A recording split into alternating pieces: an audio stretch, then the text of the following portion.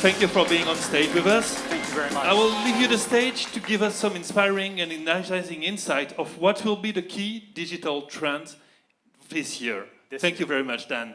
Thank you very much. And thank you for coming out this morning. I know we're all thanking you for coming, but it is snowing out there, and sometimes that makes a difference. So I am the Chief Technology Officer for DXC. My role is to drive our technology strategy forward in alignment with what we see and hear from our clients in the marketplace to make sure that we are helping you scale and execute your digital visions.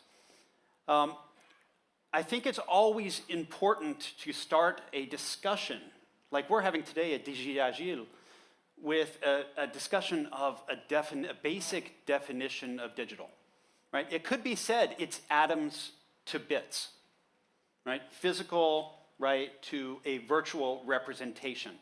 I like this definition because it actually rescopes IT, right? It's information and technology that are being used now to drive the business. And really, the big wave that we're seeing is to use information to create insights that allow a company to differentiate and therefore get to better outcomes faster. There are 6 trends that we're realigning in the market. It's very important, and you saw some of them in the introductory video. But the first one for me is really important. A lot of companies today are still looking at digital as something that they do. And I actually think it's important to think about digital as what they are, right? Because digital is really about putting information at the center of your company. Rethinking your operational and organizational models to surround information so that the broad base of information that your enterprise had can guide you forward. And so when I say digital moonshot, or we could say Mars shot, or take your pick of other targets today, I mean, the Chinese just went to the dark side of the moon, so it's probably timely. But it's all about concentration of the company's money, talent, leadership time around a common strategy of bringing information into the basis of the company. The second key trend that we see is around IoT. This is a recognition that everything in our physical environment is now emitting electrons, emitting waves of information. How big is this? We're talking about by 2025, right? 163 zettabytes of information being produced. Right? Just to give you an idea, a zettabyte is 163 with 18 zeros after it. Right? Huge amount of information. And certainly what we begin to recognize is that that information is arriving and it takes time to process. And so obviously we need to begin to create a filter, something that actually looks at that information much closer to where it is produced, and this is the new edge. And so think of it as device to edge to cloud. The new intelligent edges are going to pick up substantially more processing power. We're going to see the inversion of actually not bringing information to computers or to programs, but instead bringing the programs to the information. That will be a very big trend. That means we need to rethink, and you'll see in number 6, our data center strategy and our application development paradigm in the process. Right? Enterprises are going to enter an age of information enlightenment. So we know that the edge is going to allow us to put intelligence, to put algorithms close to data, right, to help us to actually get the event out.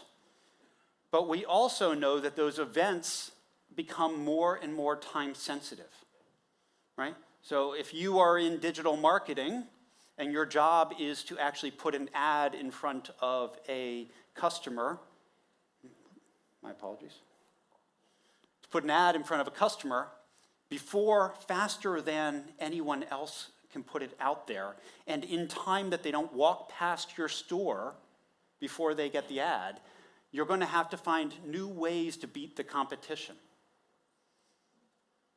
Some of you are old enough to remember, right, the late 90s when we saw the algorithmic trading race on Wall Street. We saw the digitization of the stock markets. Before, people used to trade pieces of paper, then they went to Palm Pilots and cell phones, and then they went to computers, and then they went to algorithms and automatic trading. Right? We are heading into that world of information enlightenment in which AI is going to make better decisions faster to augment people's ability to drive their strategy. Right? We call this bionic AI. Right? This is making people, giving people advice so that they can make better decisions. And we are seeing that many companies are beginning to look at embedding AI into their core processes, embedding AI into their enterprise intersections with employees, help employees find the person who has the best skill to help them get through a hard spot, helping physicians actually make better diagnoses because computers can look at 100 dimensions where the human mind is really limited to optimization around about 20 to 26 dimensions. And so you think about that, and you think about the complexity of the world that we're in, and we think about complexity in light of how many different pieces of information could actually be forced to interact with one another in order to make a decision. And we recognize that with all this information coming at us, that it's unlikely that we as humans are going to be able to process enough data to optimize, right, the performance that we have in the marketplace in which we sit. And so we're going to see this enlightenment come into the boardroom in terms of how companies employ machine learning and AI to change the trajectory of their companies. Of course, as we begin to apply AI and provable AI, and we do now have 2 examples of provable AI, which I think is very important, we also know that there are new structures and strategies that are necessary in order to enforce GDPR and non-discrimination, right, as we change the experiences with our clients. I actually believe that that will be the critical factor, right, in the societal acceptance, right, of these new information services. And we're going to see a lot of companies begin to really rethink the ethics of AI within the company, right? The application of privacy dimensions within their data and within their AI. And then extended, right, I actually think that that will increase client adoption and will change the way that we do user experience. And then, of course, closing the data center, right? None of us in the room has data centers that are big enough for a zettabyte of information. The clouds are building at a scale that's absolutely remarkable, right? 40 kilowatts per rack, right? We used to have, our data centers that are, 5 years old are built at 12 kilowatts. So 4 times the power density to get the computing power out, right? We're seeing brand new advances in neuromorphic computing, right? Think of your brain, right, as a analog process, right? We're moving back from digital to kind of analog for signal processing. We're going to see new forms of GPUs. These are the NVIDIA-styled high-performance computing environment come into our landscape with quantum.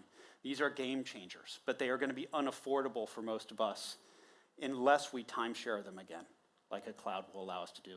And then there is the cost, which is that our data centers are also not in the right places to talk to all of our customers or partners. So these are the big trends that I am seeing that are going to influence corporate strategies for this year. And I really want to thank you and hopefully ground the conversation today around how do we develop strategies that DXC technology can help you to execute throughout this year. So thank you very much, and I'm going to hand it back. Thank you very much, Dan. I think it deserves some applause. Ça mérite quelques applaudissements. Thank you so much for Thank this you very much. insight.